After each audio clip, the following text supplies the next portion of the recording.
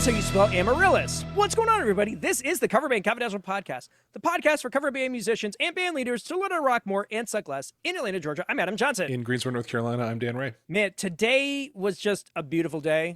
Just had the weather. You couldn't beat it with a stick. It's going to be nice and warm. And I got a really fun thing to do. I had to go over to my dad's house and fire up his 78 silver anniversary Corvette because he's coming home on Friday. Awesome. And, you know, I had posted some things on social media, kind of like covering the whole thing. I don't talk a lot about my personal life here, but this whole year has been pretty rough, trying to figure out what the future looks like. And my dad's doing really well. He's gonna, I mean, they're gonna discharge him on Friday as far as we know.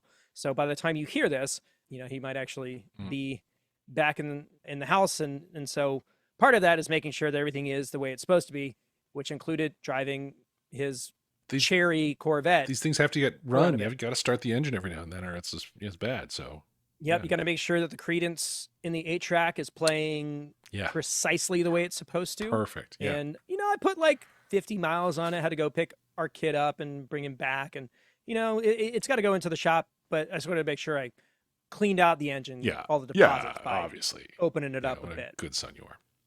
Yeah, of course. I'm the best. How about you? Much less good son. My parents were in town this weekend. My child was in a play. They were doing Beauty and the Beast. And she was narrator number 3 and a couple of other little bit moments in it.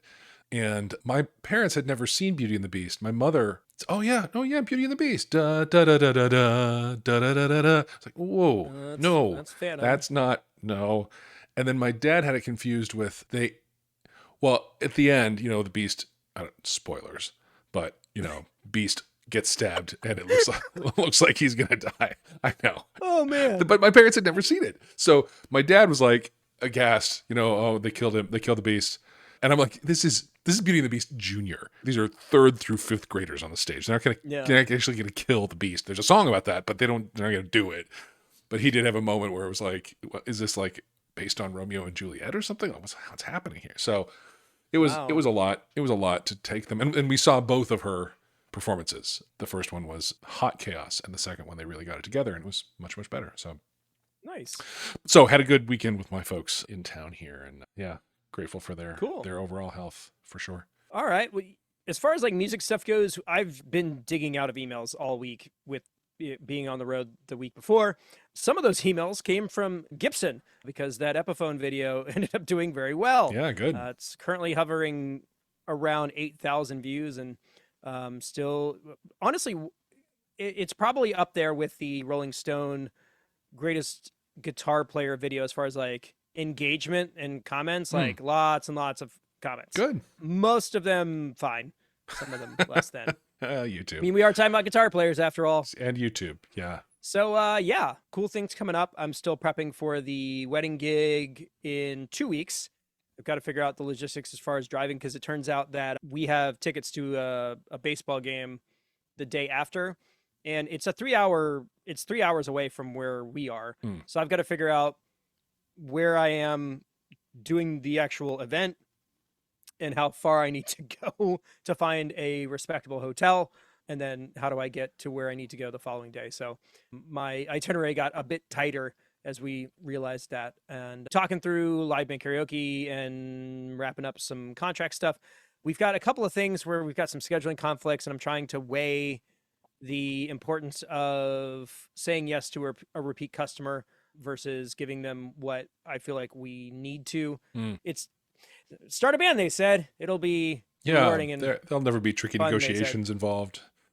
Yeah. You don't have to worry about so that. that's where I'm at right now in the music world. And it would just be nice to just pick a guitar up just for the heck of it. And I will say this, I've gotten a few opportunities to do that because our eldest, when we got back from Nashville, just walked up into the living room and grabbed one of the guitars off the wall, and he has played it every single day since we got back. All right. And I've been very like standoffish, like do not engage, like do not lean in any direction. Yeah, show no approval. Yes. Yeah. I'm trying to reject my son as much as possible for Yeah. fear that it may sway him from continuing. That's right. But he genuinely he'll come down and he'll show me stuff, and it's been really neat. And I've definitely enjoyed that interaction, and it's been cool to like, hey, here's how you could play this, and show him some things, but like not try and take over or Yeah. any of that. Yeah. Yeah. Cool little development in our household. That's good. The only music All thing I've got right. going on is I'm going to a conference for work, fly out tomorrow morning.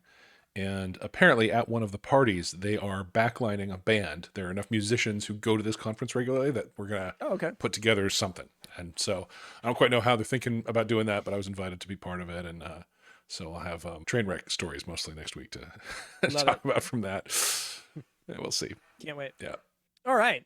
Let's go to reviews. Now, this is not quite a review. This is an email that came through in response to an episode we did a couple of weeks back. And it is from Ben from the Yacht Dogs. If you recall, we talked about Ben on the episode where we were going through the ins and outs of setting up websites and social media and all of that stuff. So Ben wrote us back after the episode aired. It says, hey, confidants, because we're still doing that. Nice. You guys are amazing. I can't thank you enough for your thorough and informed response to my email questions about websites and social media. I listened on Monday morning before my workout, and I have been super inspired to dive back in. Cool. I promised my wife we would finish our taxes before I did anything else with music that isn't directly bringing in money, but those got done a few nights ago, and I will be spending as much time as I can over the next week or so trying to dial things in on the website and start generating some content for the socials. Like many of us, I am a fairly busy person, but for me, this episode, not to mention the hundreds of other hours of content you've been generating for years, is well worth the price of admission for your Patreon group.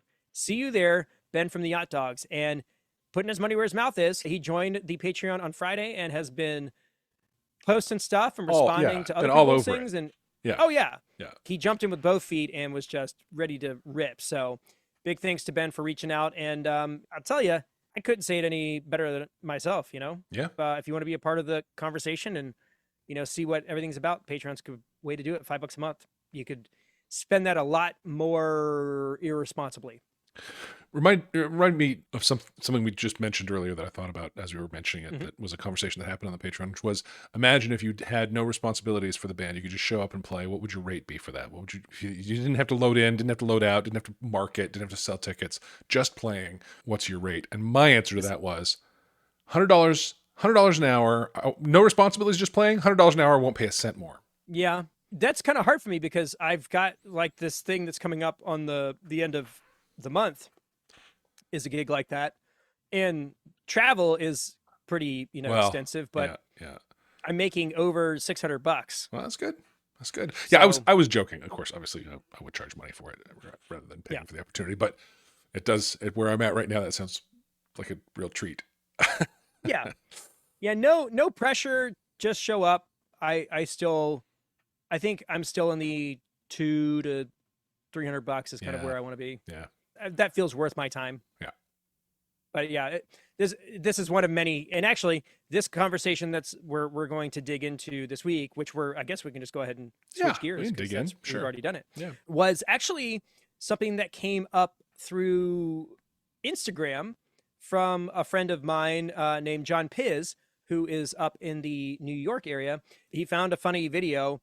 It's this girl going, you're in a band, and it's like next to her it says like age 20. And as she ages up every 5 years, her response about being in a band gets more and more disgusted.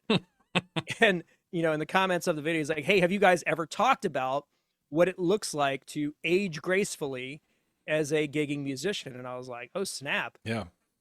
No. No. And so we brought it up on the Patreon. I actually put a poll up on Instagram, and it was a resounding yes, we should talk about this. And there was a lot of chatter about it on the Patreon Slack. So it's definitely a hot topic. Well, and something that I think we all need to consider. And it resonates with me. I'm 10 days out from my 50th birthday, so I'm That Mazel Tov. Yeah, thank you. It's funny. I think about people when I was a kid. People who were 50 were like way old, and you look at pictures of them now, and they were. I don't look like a 50-year-old from 30 years ago, right? We take care of ourselves different. We have skincare routine, 8 steps from Korea, whole thing I do.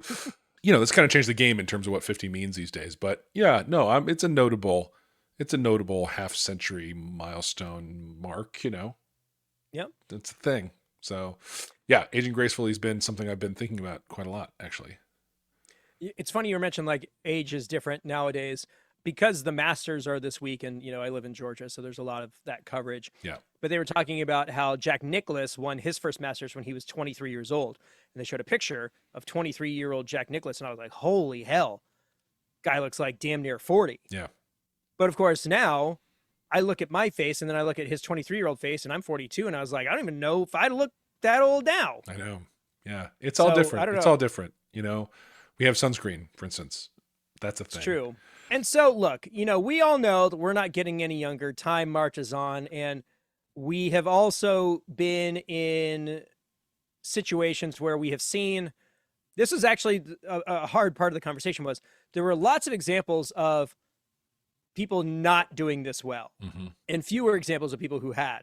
So it's clearly something that is a tough needle to thread.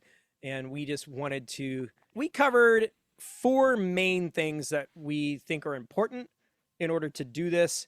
And so we're going to kind of go through that and see if any of that resonates with you guys. And of course, we always welcome your feedback, coverbandconfidential@gmail.com, or leave a comment on the video when it gets dropped on YouTube.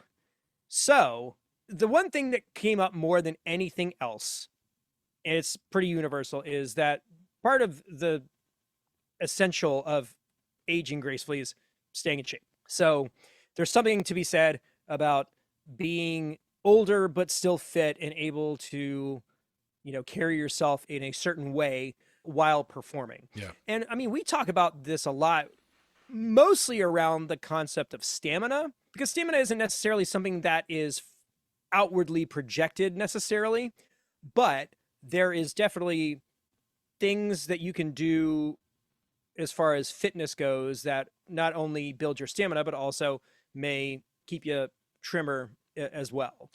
Yeah, I would say as somebody who has had a lot of range of various amounts of fitness in the duration of my gigging career, I feel the difference between when I've been taking care of cardio and when I haven't. That's really clear in how gigging feels to me. Among other things, I am right now a major evangelist for people getting tested for sleep apnea and getting on CPAP therapy. It's been really, really, really life-altering for me. Just in the last 6 months I've been doing it. If you have any hint that you might be sleep deprived, which does, the incidence of that increases as you age. Yep. It's correlated with age, it's correlated with weight, but those aren't necessarily determinative factors. So you could very well have sleep apnea and be a thin young person. Happens all the time. Genetics, for sure. Yeah. If you have any hint that maybe you're not getting a good night's sleep, and that's been a condition that's gone across some years, boy, a sleep test is easy to do. And as much as I was sure I'd never get used to sleeping with a mask on my face, it actually didn't take that much to get used to. And boy, does it make a difference. So that's a thing. I encourage everyone to check into that. When I think as far as health goes, sleep is number one. Singers, yeah, sleep is huge. Yeah. The rest and recovery part is paramount to pretty much everything else, honestly. Yeah. Because, if your day doesn't start solid, then you can't really do any of the other stuff. Right. But yeah, I would say that there's a lot of things that, as far as fitness goes, that are beneficial to musicians specifically, cardio being one of them. You hear all these stories about Beyonce specifically would do her set on the treadmill. Yeah. Taylor running. Swift. Yeah. Yep. Yeah. In kind of the younger world, there's this guy named Caleb Shomo who sings for a group called Beartooth. His workouts are literally, he just goes into his rehearsal studio with a microphone and does their show every single day, whether he's on the road or off the road. He's a dude who used to be a bit heavier and lost a ton of weight, and now there's one of those guys that's deadly focused on being successful, and it's really paid off. Yeah. But yeah, he's also a devastatingly powerful performer because he keeps up with it. It's always in the tank, and he's ready to go, and it's really inspiring to see him do that kind of stuff. I am one of those people that wears a weighted vest and tries not to make it my entire personality, but I've been pegged in public as the guy who wears the vest because I walk through our downtown area, and I've definitely been oh yeah, you're the vest guy. That's not what I was trying to do, but it is a way to build up your endurance. I notice it in day-to-day stuff, like during load-ins when my legs aren't burning because we're going up a flight of stairs with a bunch of gear. Right. Lots of dad moments where, when we were in DC and I'm walking around with everybody's crap on my back and everybody's kind of like slogging behind me. And I was like, what's the big deal here? It's like, I've been training for this for months, apparently. Right. And I didn't even know it. Yeah. So yeah, yoga is another good one. If you hate running, there's so many other options. I loathe it and I try to avoid it if at all possible. But walking, running, any sort of cardiovascular stuff is good for you. Weight training, it's good for aesthetics, but isn't necessarily going to give you any sort of musical benefit per se. Not so much. But, it's important. Staying strong is good. And man, when I was doing CrossFit, I could do stupid stuff on stage. Like when we would do working for the weekend, I was doing like clapping push-ups during the instrumental breaks. Like it was stupid, totally unnecessary. But again, it's showmanship. It was a thing that I was able to do. Absolutely. And of course, singers know that diet factors into a lot of this. So, sure. Make sure you eat the right stuff and that kind of thing. Yep. But ultimately what you're looking to do is you're supposed to be in a condition where you are able to do what it is you want to do on stage and potentially not look gross doing it. Yeah. And you can do that a long time into what you might think of as, senior citizenhood. My folks are both in their late 80s and still pretty fit. They are on the treadmill every day, both of them, and doing good as far as that goes. They're a little, the fact that the stairs down from my front door didn't have a railing was a bit of a thing. I needed to get out in front of them and give them a hand, both of them down those stairs. And going up the risers at the theater where the show was, they needed help with those stairs too. But, and neither of them would put on a rock show at this point in their lives. But the point is, it's a thing that you can still have attention on regardless of age. And if you are committed to putting on a show that, let's face it, what we do is physical. Yeah. It just is. And so you got to have a body that's ready to deliver. There's this video going around on socials of Lenny Kravitz. He's at the gym with Joe Manganiello, of all people. I'm not sure why. Wow. But he's literally in there. He's got his workout gloves on, but he's also got his mesh tank top and leather pants. Sure.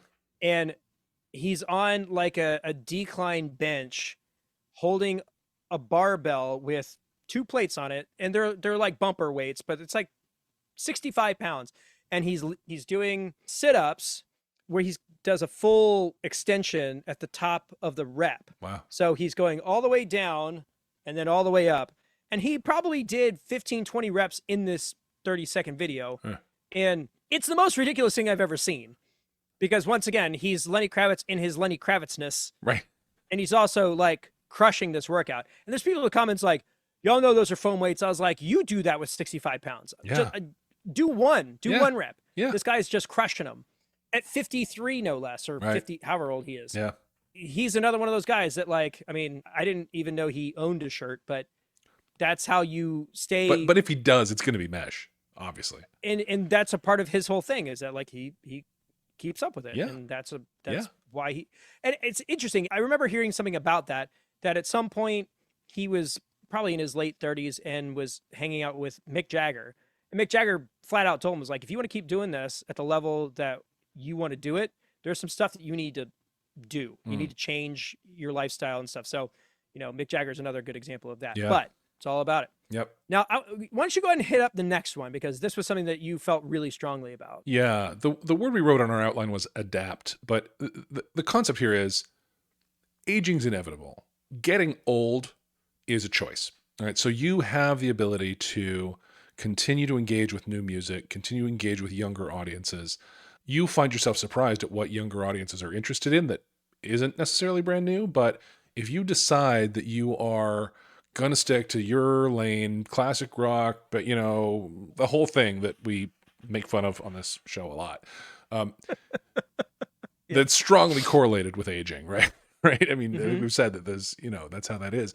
That's a choice. I have elected to listen to current music that's on the radio now and on the charts now. I'm watching those sorts of things. I'm aware of songs that are really hitting, learning them, playing them, and it's given me engagement with an audience that's younger than I would have thought would have any interest in me.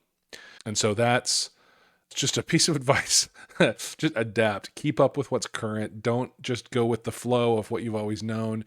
There are people who do that regardless of age, but I think as we get older, it becomes easier for our age to be an excuse about that.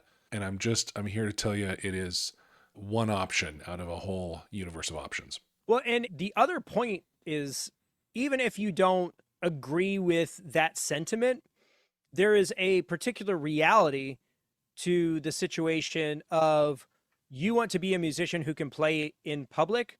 Let's say you want to play bars and clubs. Bars and clubs are frequented by younger people. Yeah. So if you want to be able to play at those places, you have to be able to play music that the people who frequent those establishments want to listen to. So if for no other reason than you want to keep working, that's something that you've got to be willing to do. Yep. Because there's so many groups and posts on social media where it's just these people that are just so dead set in their ways, and they're like, kids these days don't know the first thing about yada yada yada. And it's like, if you stay in that lane, you will age yourself out of this job. Yep. Full stop. Yep. So you got to keep up. You got to keep with it. Just find something. Find some sort of through line. Find a way to make it work for you. Yeah. If you want to keep doing this. Yeah. Because there are actually some really great music happening right now. 100%. Now, counterpoint, I will say, at the last live acoustic karaoke I played, I had my 10-year-old and 3 of her friends singing my entire Beatles catalog. So that's good. I'm glad that's happening. It's a sign that at least a few of them are being raised right. But that's not the general purpose use case for our music. We need to be able to, because listen, I throw down Take Me to Church, and the room stops and frickin' listens. Like I part of it is it's a very shouty song that I do at full tilt, but also it's a great song. It's not, more than a few years old, and people know it, people are into it, and it's a showstopper. Fair play. It was released 11 years ago. Well, all right. Fair enough. Still. Yeah, man, it does just sneak up on you. It does. Like, oh, this is a new song. Well, it was a new song. It was a new song. Yeah, fair enough. This 10-year-old's also completely sang along with Mr. Brightside. So that one's not going anywhere. That one, the next generation has that one, and it's going to stay what it is for at least another 30 years, probably. Definitely. All right, this is the one that I think is probably the most contentious. Yeah. And the one that we're probably going to have the most fun talking about. Yeah. Which is Dress the Part. And this is the one thing that I think is the easiest to screw up and kind of tip your hand, show whether you are or you aren't a certain age. And this is the thing that I think a lot of people have like examples of people doing this poorly. And there's maybe not as many of people who do this fun. It's interesting because even people who aren't, you look at them and they seem to do it. There are a few people who can pull it off even when they're doing it poorly. So we'll cover those too. So Dan and I came up with a handful of different categories. Now, you'll have to forgive us. Believe it or not, there are women who listen to this podcast, and we are not going to speak for them as far as these kinds of looks, because frankly, it's not our place to. And this is just more fun, if I'm being honest. Yeah. I guess if I was going to, as women age in the music business, it seems like the sensitivities are all different. It's just a different game. Stevie Nicks these days is respected and looked at in ways that are completely different from how it was back in the 70s, but in different ways than men are as they age. It's a really interesting dynamic. So we're just going to stay with the dudes for now because we are. So here's some of the categories that we came up with that I think you will find out in the wild as you go through your gigging experience. The first one I'm going to call corporate rock man. Mm-hmm. And that is the musician who understands that he needs to dress up for the show. Yes. But does it in a way that is still, even in its quote unquote newness, it's a bit dated, which is the button-up shirt that might have like a funky pattern on it, and like jeans with fancy back pockets, like things that were kind of like fashionable in the early to mid 2000s. That's kind of like its own lane. You can find entire bands of the corporate rock band. I played with a guy who had gig shirts that were button-down shirts that had guitars or music notes or something on them. They were about music. They were topical, right? Which is dorky in its own whole way. We talked about the guitars on shirts situation. Yeah. And it's a step up from what we're calling the Warren Star Tap Out Affliction musician. Yeah, Ed Hardy. Yeah. Which are the busy t-shirts with the too many patterns. Yeah, lace and up you jeans haven't grown out of writing your band's name in spiky Gothic letters. That bleeding cowboys. yes, that whole thing. And you're probably wearing like pointy-toed boots. Yeah, if your jeans came torn up in artful ways, think hard. But you paid like way Yeah. Oh, more yeah. for that. Yeah, if they have leather components in them, if the fly is leather. Yeah, there's probably going to be some wristbands. Yeah, for sure. Equation. Yeah, and necklaces. Yes. Yes, multiple. Yeah. Not just one. No. And if it is one, it's like really long. And again, it is a look that served a purpose at a time that has come and gone. Yes. But the look itself has persisted. Yeah. And kind of in that line is the how do you do fellow children's look, which is somebody who is wearing something that does not match their age, face, demeanor, body style. Right. Like it just looks weird. It telegraphs their age. It doesn't cover their age. It screams their age because they're trying so hard to not be it. I worked at the mall when I first got out of college, and there was a guy that was easily in his mid to late 50s with like obviously dyed jet black hair and shopped at Hot Topic. But it wasn't like he had shopped there his entire life. It was like 7 months ago, he went through a thing and this is how he's handling whatever that is. Yeah. Went through a thing. It's not good. No. And it somehow makes you look older than you actually are. Exactly. When you're trying that hard to look younger than you are. Yeah. Now, I'm going to go ahead and call myself out because this is the lane that I feel like I occupy. And I don't know if I coined the term, but I'm taking credit for it. Sure. So I would consider my fashion just in general as I refer to it as elder skatesman. So the idea is I dress like a guy who used to skate. Yeah. Or maybe still skates now every once in a while, but not as much. I feel like that's a pretty safe lane to occupy for guys kind of in my stage of life, over 40. But still super into the Tony Hawk soundtracks. Yes. Yeah. We're still listening to Goldfinger. Yeah. Any chance we get. Absolutely. And that's going to be like your flat brim hats. Right. You're wearing Vans. You're going to be wearing slimmer jeans, maybe not skinny jeans. I've already said I'm aged out of skinny jeans. It just doesn't fit it doesn't fit, period. Right. Flannels, plaids, black t-shirts. That's the vibe that works for me for the most part. So if you're looking for a potential look to transition to, consider elder skatesman if that kind of matches your vibe and your aesthetic. That's a suggestion for you. I want you to name this next one because it's the one right below that on the list. Redneck Granddad?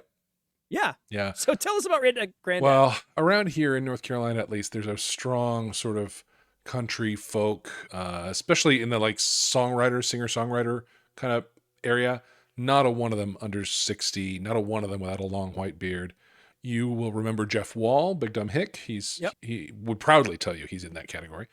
But that's a look people adopt as they age that is very much about leaning into the age. I have seen some young people rocking that same sort of rockabilly adjacent, long bearded motorcycle club vintage kind of. I think that's all in that same sort of bucket. And so we see a lot of that around here, at least for certain categories of performers.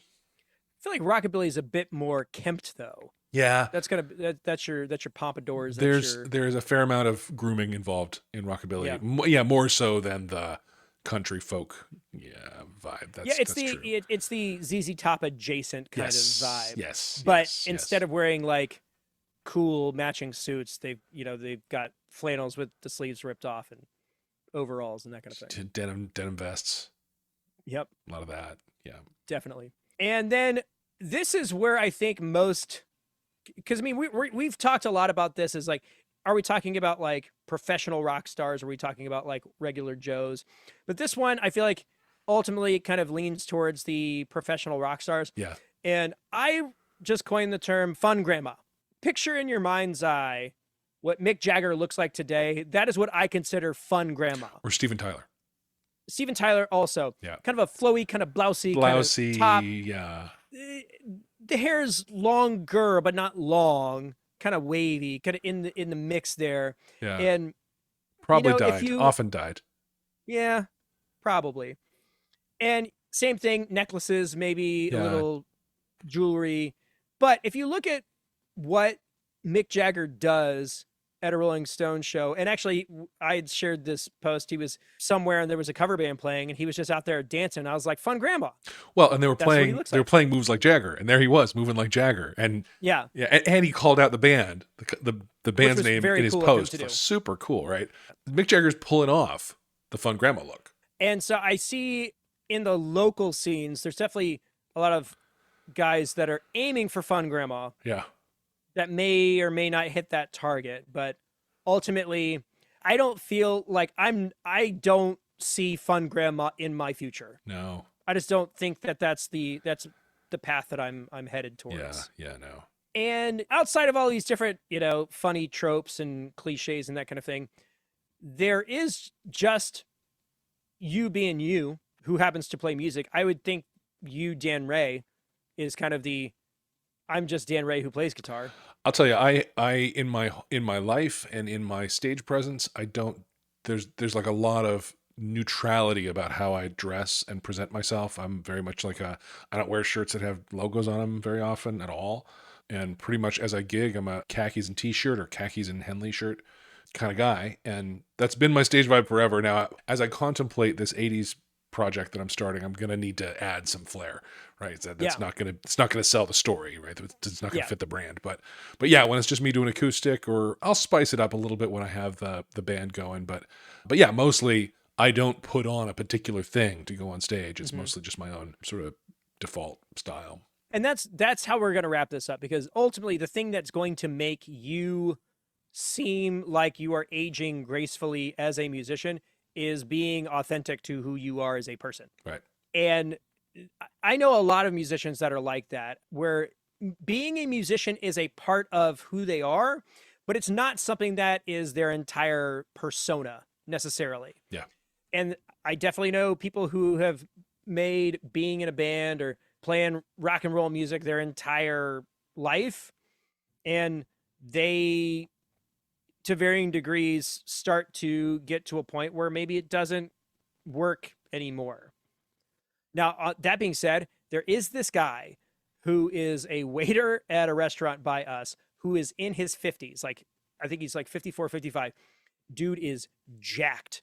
And he's got like crazy flat iron, jet black hair, wears makeup every single day because he's this industrial goth artist. And if you didn't know that he was in his 50s, like, you wouldn't know. Yeah. Because he takes very good care of himself. And that it is kind of silly, because you're like, I'm at a tapas restaurant. Why are you dressed like that? Yeah. But he is authentic. That's who he is. Yeah. Because I know people who have known him since the 90s, and they're like, yep, he's been like this the entire time and looks great. Yeah. He's jacked. I'd killed for abs like that. And I was like, all right, respect to the game. Yeah. And I think the thing that most people can sniff out is when somebody's dressed a certain way or acting a certain way that isn't really who they are. Yeah. I think that's what becomes really apparent, and what ends up kind of not passing as the real deal. And you end up kind of looking worse off than you probably want to. Yeah. It's really amazing how well refined humans are in the sniff test for authenticity. Like, we can just see it a mile away when somebody's putting on an act, or you don't even necessarily have to walk around being a particularly suspicious person. You just see it.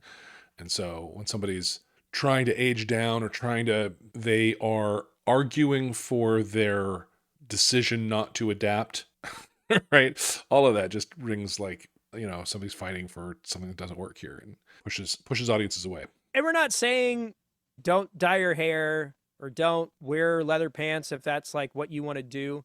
Just like make sure that it's something that you would do outside of the context of this, if it makes sense. Well, and maybe check in, maybe get a second opinion, right? Yeah. We often get down rabbit holes of our own opinions, or I've done this way forever. And just like, hey, you think this is still working for me? Feel free to say, what the real truth. Like, if you think it's time for me to move on from the leather pants, what do you think? I mean, I think I would say if you're contemplating maybe should I still be wearing leather pants? Like, it's time. Maybe the question answers itself. Yeah, sometimes like even just the fact that the doubt exists shows that Yeah. you know more than you're letting on. Yeah. I've owned a couple pairs of leather pants. They have not.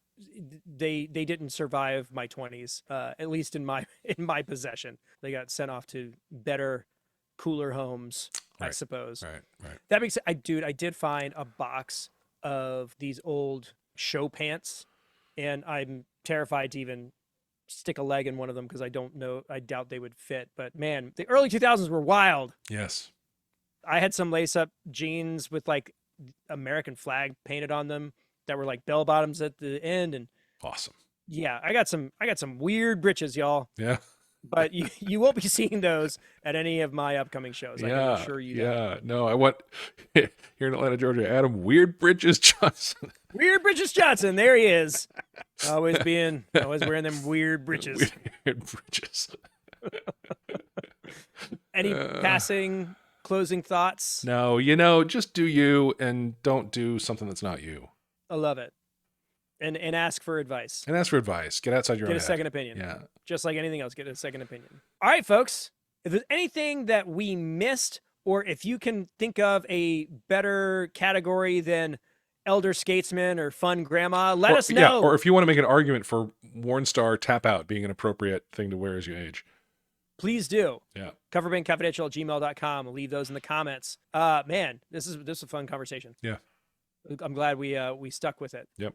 Thanks for supporting the show, guys. If you want to do your part, you can do any of the stuff that Mike's about to tell you, but I'll go ahead and call it for this week. Atlanta, Georgia, I'm Adam Strange Britches Johnson. In Greensboro, North Carolina, I'm Dan Plainclothes Ray. Was it silly, funny britches? Spicy bridge. I don't know, something. You've been listening to the Coverband Confidential podcast for the week of April 19th, 2024.